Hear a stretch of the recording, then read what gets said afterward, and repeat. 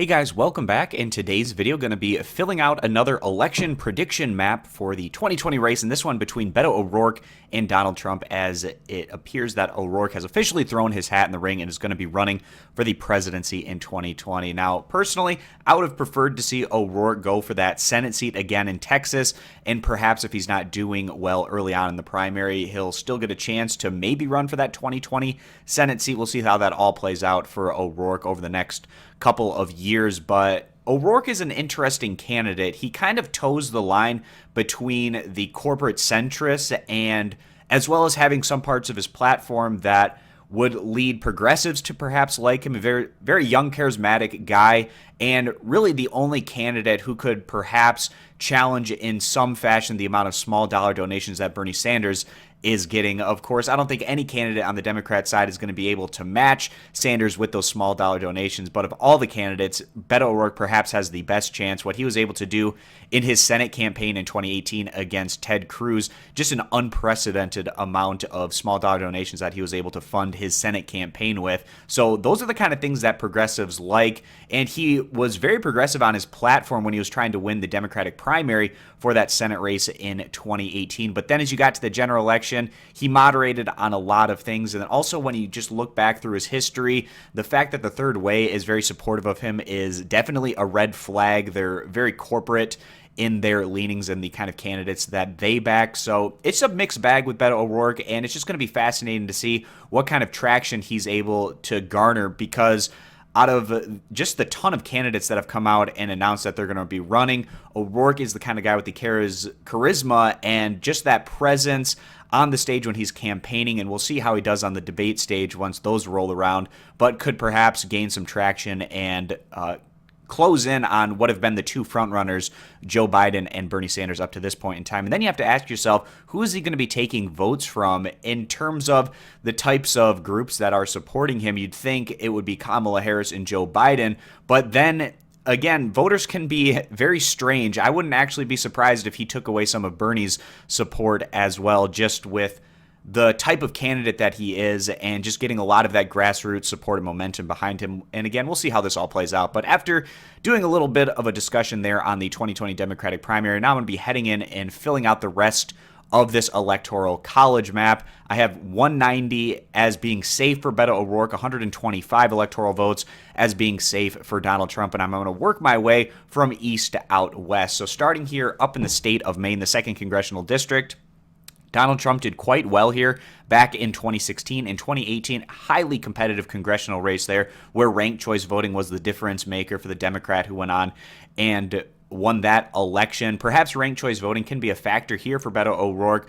but still at the end of the day, going to give the slight lean to Donald Trump considering how well he did in this district back in 2016. And before going through the rest of this map, I just want to say that at this point in time anyways, you'd have to give almost any strong Democratic candidate a pretty good shot at going on and defeating Donald Trump, as long as it's not somebody like a Hillary Clinton, based on the numbers in the polling that we've been seeing in basically all of these videos that I've been doing head-to-head matchups against the legitimate Democratic candidates for that 2020 primary race. I've been having it either really close Democratic wins or some actually pretty sizable ones, in particular with Bernie Sanders in that head-to-head matchup. But going on from there, New Hampshire was extremely close back in 2016. Clinton was able to eke out a victory there. I think that O'Rourke would be able to perform better than Clinton in pretty much all of these states across the board, including New Hampshire, being able to keep that one in the hands of the Democrats, giving it a slight lean there. Now moving down to Virginia, this is a state that has been trending very positively for the Democrats over the past decade. Now, there has been a lot of drama going on in the Democratic Party in this state with what's happened with the governorship in particular and on down from there. Perhaps that's a negative factor for the Democrats going into 2020 in the state of Virginia, but in a head-to-head matchup where Virginia is not all that positive on Trump, we feel like O'Rourke is going to have the edge in this matchup, giving a slight lean there. Moving down to North Carolina, a purple state, but still you'd probably give the slight lean still to the Republican Party. If we take a look at recent elections, Hillary Clinton losing it by about 3 to 4 percentage points. The governor's race, statewide election, went to the Democrats in that prior race, but then we go back a little bit further. 2012, Romney was able to win it. You'd have to go all the way back to 2008 for the last time that the Democrats were able to pick up North Carolina, and that was the year that Barack Obama did extremely well in his election against John McCain. In terms of the polling that we've been seeing, not a whole lot, but we did get one out of North Carolina that showed a slight edge to the Democrats, but still at this point in time, going to give the slight lean to Trump in this head-to-head matchup. Now moving down into the Southeast, both Georgia and Florida had some really close elections back in 2018.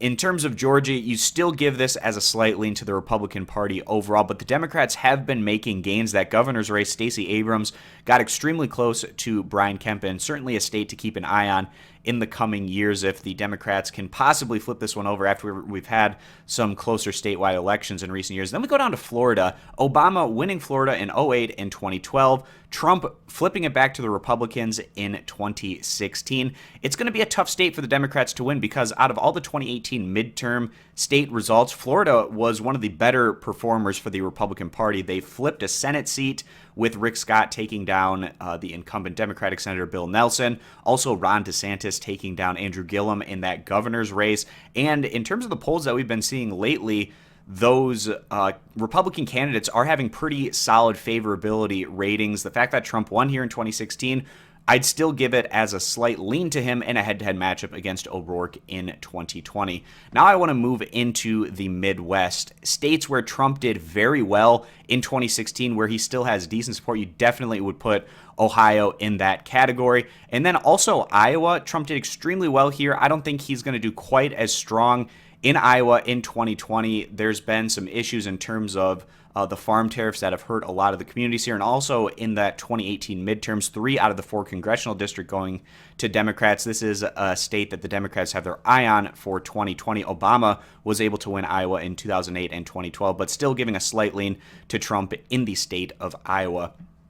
Now going into these other Midwestern states, Minnesota, Hillary Clinton was able to win it. Democrats just dominated the state in 2018. I think it's pretty straightforward that Beto O'Rourke would be able to claim the state of Minnesota. Going into Wisconsin and Michigan, as well as Pennsylvania, this is basically where the 2016 election was decided. Trump winning all of these states by a little less than around 1 percentage point, extremely close. States that typically go Democratic in statewide elections, and we saw that in 2018 with statewide Senate races as well as governor's races all going to the Democrats in Wisconsin, Michigan, and Pennsylvania. I think it could possibly be relatively close between Trump and O'Rourke, but at the end of the day, I would still give the slight lean to Beto O'Rourke and the Democrats in these 3 states.